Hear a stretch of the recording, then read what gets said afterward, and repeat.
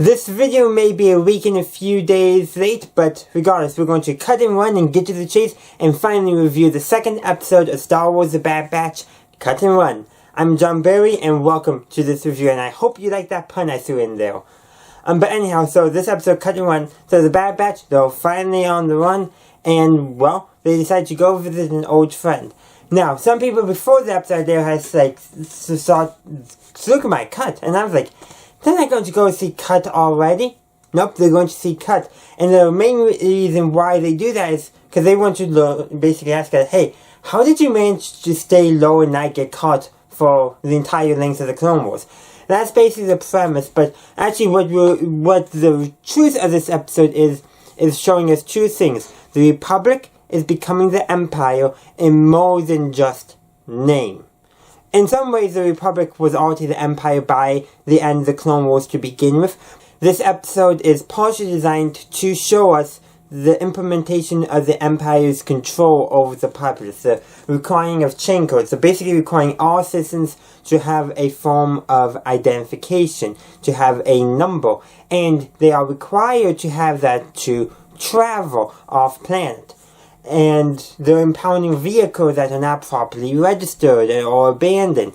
And the clones are behaving more like stormtroopers. They're policing the populace. They're not fighting wars anymore. This to show us that the Republic is truly becoming the Empire. Tactics are changing. Its interactions with the Republic are changing. And Cut, he sees what's happening. He's like, I need to take my family someplace safe, and that's why he needs to get off board. But he needs a chain code, but if he gets a chain code, he'd be caught as a clone deserter, so what does he do? Well, thankfully the Bad Batch are there, and they basically forged some chain codes for him and his entire family, so problem solved there. The one clone nearly recognizes Cut, but is called away by basically the Bad Batch's firefight at the impound lot. That happens. But that's just the background for what is the true heart of the episode and the true purpose of this episode. To deal with Omega's relationship with the Bad Batch. Because the Bad Batch, they're a bunch of commandos. They don't know how to take care of a child. And there's an important scene where Omega, actually there's two important scenes. We're going to do the second one first because it's more important to illustrate how the Bad Batch have not gone into the roles as fathers to Omega, because that's essentially what's going to be done.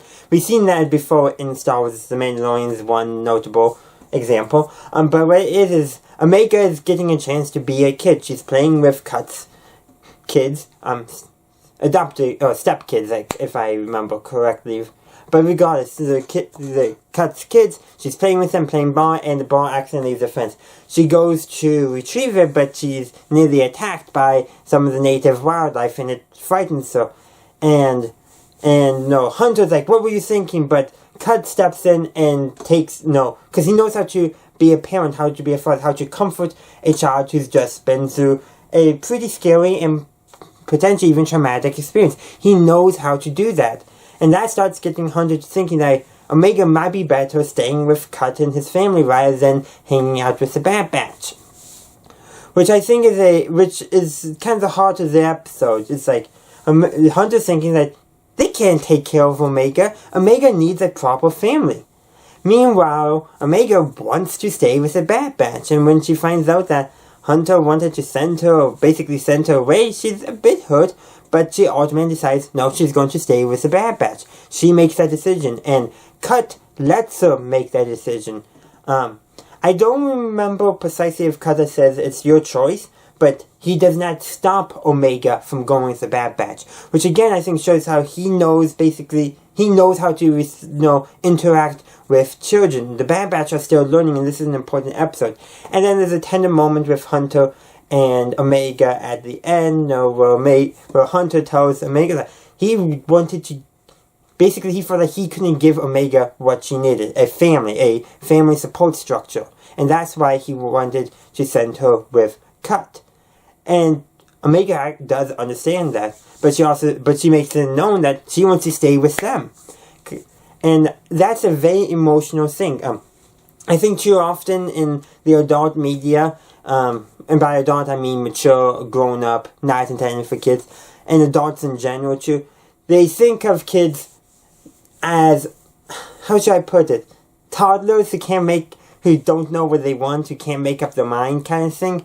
That's the impression that you often see, not always, but the idea that kids don't know what's actually best for them, and that adults always know what's best for them. But this episode is showing that we have basically two important father figures, Cut and Hunter, and both of them want what's best for Omega, but one of them knows that Omega will let them know what's best for her, and the other one hasn't realized that yet, but he does by the end of the episode. Very important character development though. And all the other characters, we don't get any character development much for them yet, but I have a feeling we'll get more development as time goes on. And that's pretty much the heart of the episode, what the episode is trying to say. The Bad Batch is on the run. They need to go into hiding, so they approach a clone who's become an expert at hiding, and for some advice. And then in the ensuing adventure, they realize that Omega wants to be with them, and that's her place in the galaxy. She doesn't need to. That they can provide her what she needs. She doesn't need to go with somebody else. That's the heart and the message of the episode. And there's a few other nice fun scenes as well. When Omega first steps out to the shuttle on Sukhumai, she's amazed at dirt. To think, she's grown up in the sterile environment of Kamino.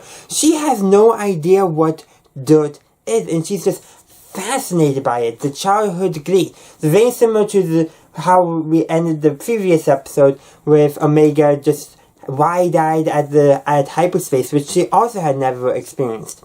This is, I think, very important to show that that scene is very important to set up the scene I previously mentioned, to show that she's a kid. She's gaining new life experiences that's shaping her as a person. She's growing up, in a way to say.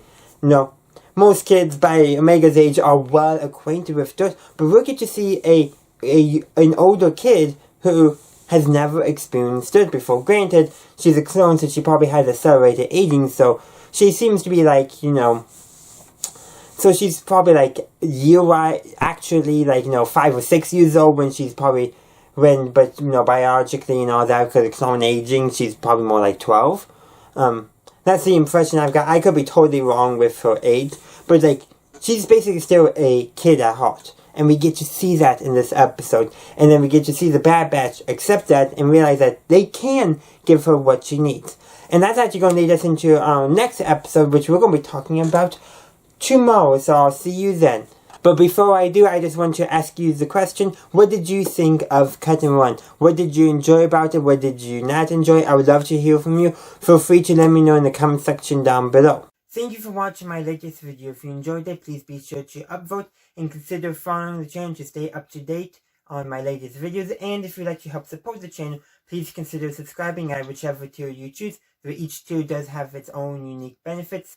Also, feel free to check me out on social media. Links are below. And as always, have a good day, a good night, wherever you are. May the force be with you always.